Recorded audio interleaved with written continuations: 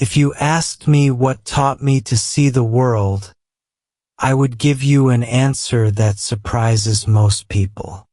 Not my eyes. I lost my sight when I was 4 years old, to an illness the doctors in our small town never fully explained to my parents. I do not remember colors. I do not remember faces. My entire understanding of the visible world exists only in the careful descriptions other people have given me over the years. But I would tell you that a small, battered radio, sitting on a shelf in our kitchen, taught me to see something else entirely. Taught me English. And through English, it taught me a version of the world I could finally step inside on my own terms.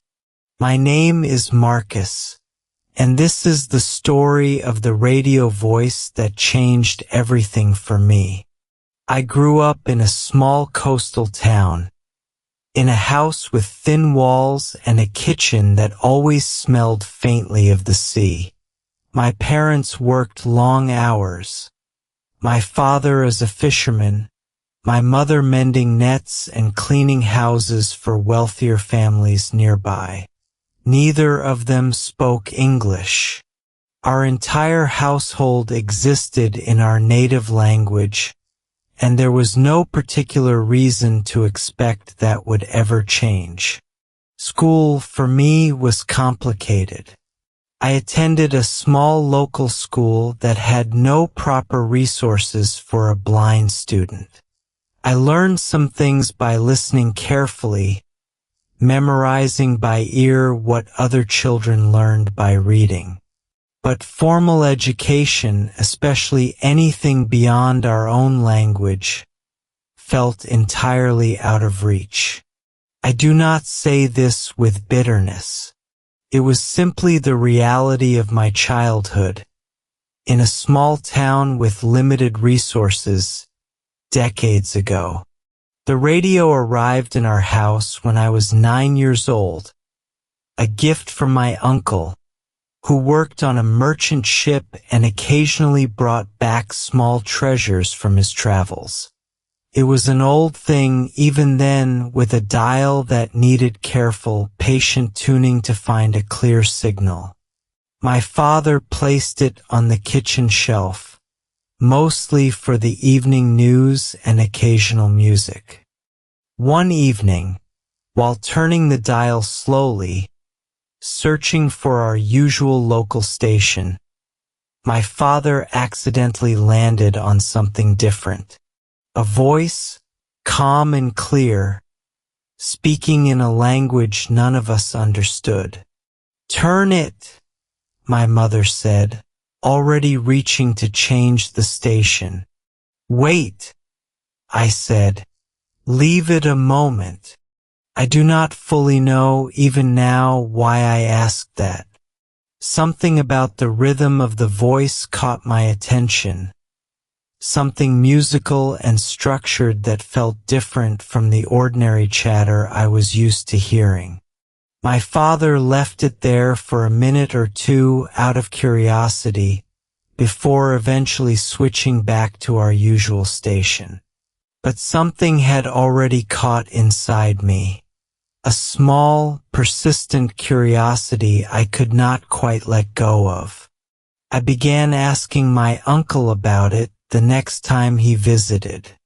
"That language," I said. "The one on the radio. What was it?" "English, probably," he said.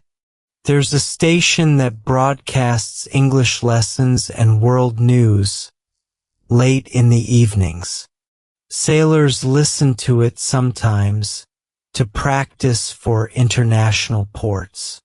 "Can we find it again?" I asked.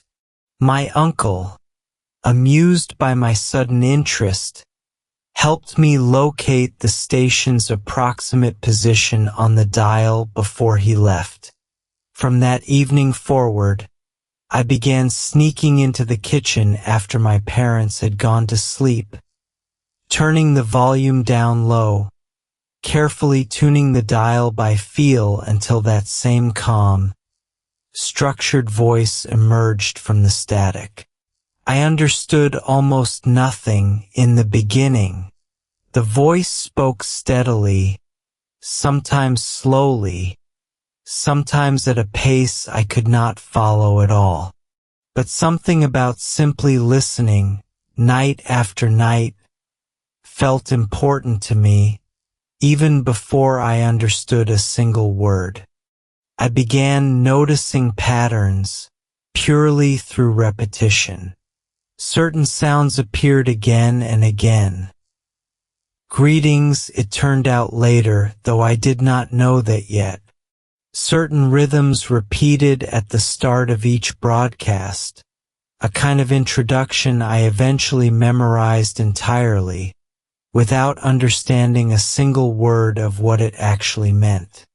For nearly a year, I listened almost every night, understanding perhaps one word in every 20, piecing together meaning slowly, the way you might recognize a shape in complete darkness simply by tracing its edges repeatedly with your hands.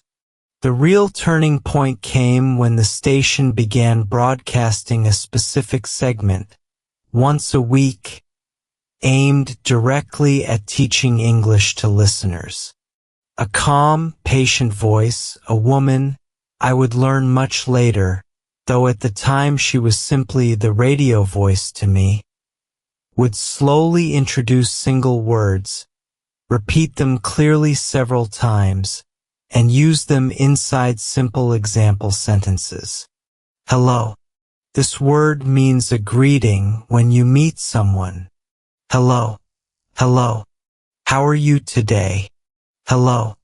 I sat perfectly still through these segments, absorbing every repetition, every careful pause between words. Unlike the other broadcasts, this particular voice spoke slowly enough and repeated things generously enough that I began, for the first time, to genuinely follow along. I started memorizing words, purely by sound, holding them carefully in my memory the way sighted people might hold an image. I had no way to write them down, no braille materials, no access to any of the tools that might normally help someone learn a new language. I had only my memory and my ears and the quiet persistence of listening again and again. I remember the first sentence I fully understood, start to finish, without missing a single word. Thank you very much for listening tonight. I sat in our dark kitchen, completely still, feeling something close to triumph. A whole sentence understood completely, for the first time in my life. I began repeating it under my breath, quietly, careful not to wake my parents. Thank you very much for listening tonight. Over and over, memorizing not just the meaning, but the exact rhythm, the precise way the radio voice shaped each word. This became my quiet, private practice. Every week I absorbed a little more. Every week, my private vocabulary, built entirely through sound and memory, grew slightly larger. My parents eventually discovered my secret nighttime habit, nearly 2 years after it began. My mother found me one evening, sitting close to the radio, lips moving silently along with the broadcast. "What are you doing?" she asked, startled. "Learning English," I said simply. She was quiet for a long moment. "Why?" I considered the question carefully before answering. "Because it is the only classroom I have," I said.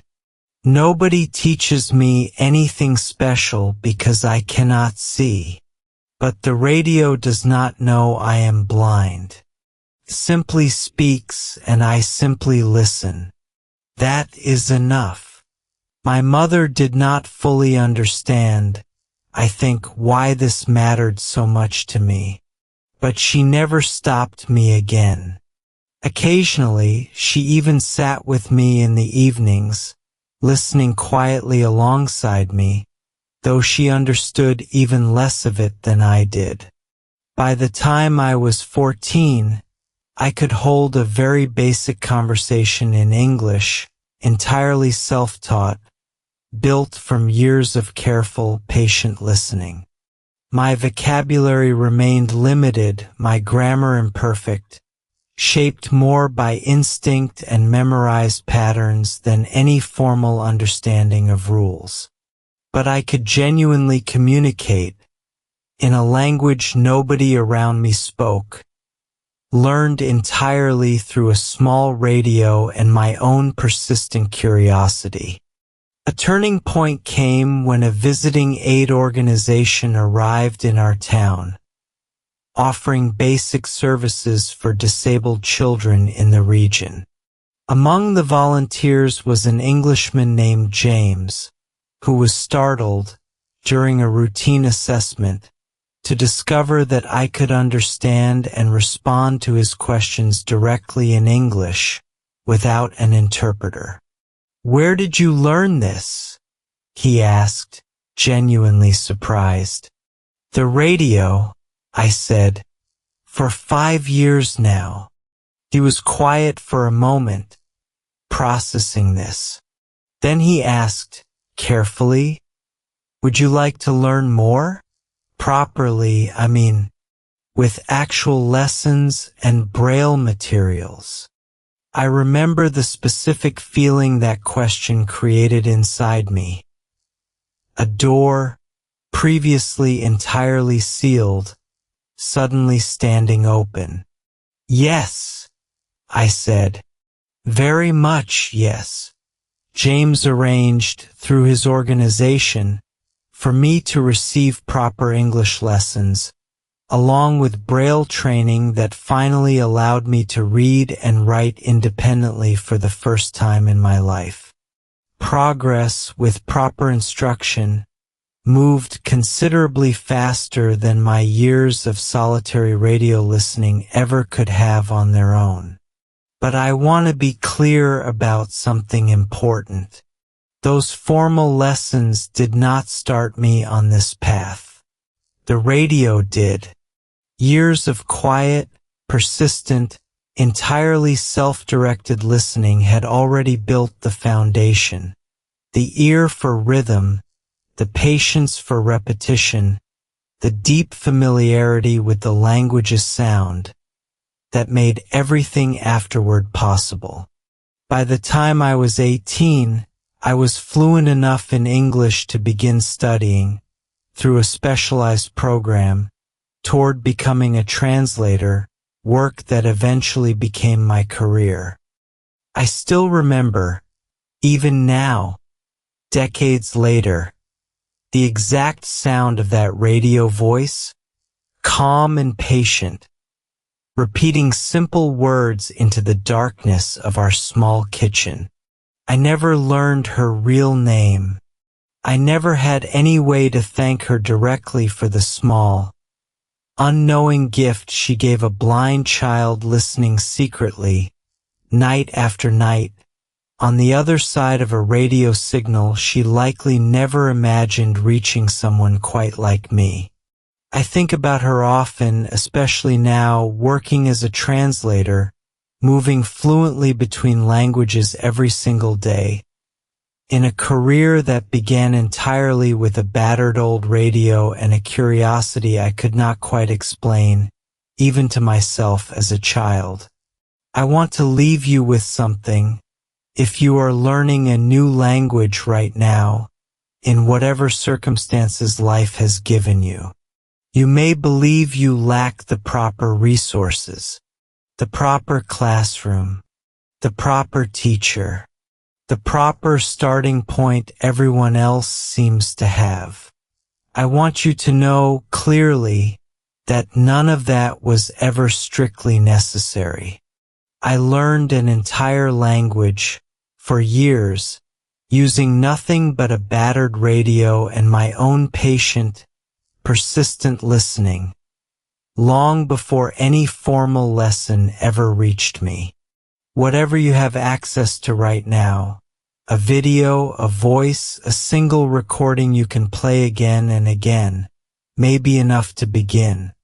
It was enough for me, in a kitchen with thin walls, listening quietly in the dark, one patient repetition at a time. You do not need perfect circumstances to begin learning. You simply need to keep listening. I'm Marcus, and this has been Simply Listen. If this story reached something real in you, please like this video and share it with someone who believes they lack the resources to start learning something new. Tell me in the comments, what is the one resource, however small, that helped you begin your own learning journey?